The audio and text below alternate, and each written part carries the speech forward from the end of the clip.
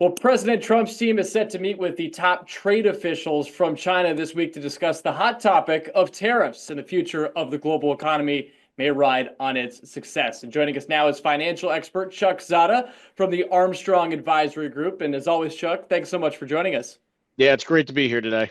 All right, so first off, what's the temperature on these talks? And a deal is probably unlikely from the Saturday talks, but what would a temporary pause on tariffs do for Wall Street and the economy? Yeah, I think this is the big question out there. Scott Bessent, the Treasury Secretary, has been talking over the last couple days about, hey, these are the start of talks. It's not expected to be something where you have a finished product here. But I think there is widespread expectation, right or wrong, that you're going to have some kind of step down in at least the rate of tariffs. And that's kind of, I think, what people are viewing as a potential constructive first step. What does that mean? It could be a 25% tariff. It could be a 50%. I don't think we really know. And beyond that, the timing is going to matter too. Is this something that is implemented immediately? Is there a 30-day delay before that step down? Is it retroactive? Do we see this, retroactive back to April 9th? So I think there are a number of questions that are out there. But what I do find interesting is even in the immediate aftermath of the announcement that these talks were going to be happening this weekend, normally you'd expect to see a significant rally in stocks. That rally was fairly small and fizzled out over the course of Wednesday morning. So I think there are some questions here in my mind. Hey, what's already priced in and what is the market expecting? And then from there, what has to be done in order to allow markets to move higher if this is in fact already priced into markets? So the Federal Reserve will be out with its decision on rates later today, and the president wants a rate cut. However, it's unlikely to remain unchanged. What effect will that have on customers? Well, I think the big thing is you mentioned that, look, the Fed is not likely to make a change in their interest rate policy at this meeting. And so, what it means if you have credit card debt outstanding, no changes to the interest rates based on what the Fed is doing. If you have an adjustable rate mortgage, obviously that adjustment typically happens once a year once you're into that adjustment period. So, you're going to be adjusting based on, where the Fed funds rate is right now. So, overall, it's not something where the Fed controls longer term rates like new mortgages or new car loans or things like that. But it is something where, hey, if you do have, adjustable rate products that are out there, those unfortunately aren't going to be seeing any reduction in their interest rate. But when it comes to new mortgages and things like that, those are set by the market. And so those are going to continue to fluctuate based on basically where like the 10-year treasury is with a little bit of added risk premium just because it's riskier to lend to an individual than it is to the US government. Are there any sectors thriving right now while the rest of the market is left throttling?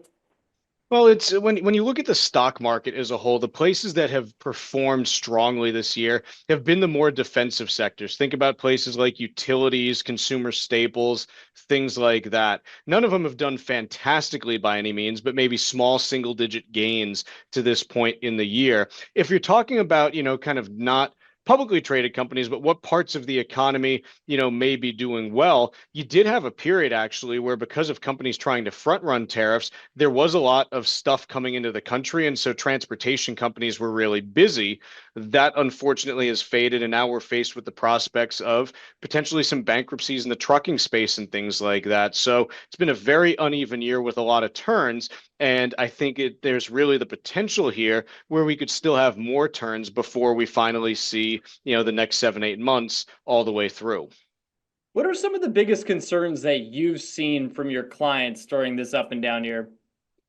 I think the big ones are, just trying to understand what is happening and, how these different changes to trade can potentially affect their specific lives. Just because this is not something that I think is front and center for a lot of Americans on a daily basis. I don't think that we think about things like global trade very often. We're typically preoccupied with, stuff that we talk about a lot where, hey, how much do I have to pay on my mortgage this month? What's college going to cost next year? Those are the things that we think about a lot. And so when we get into the idea of how do changes in global trade affect my family, things like, hey, is this going to be, a repeat of 2020 with, shortages on store shelves? Does that apply to groceries? Those are the questions that I've been getting quite a bit.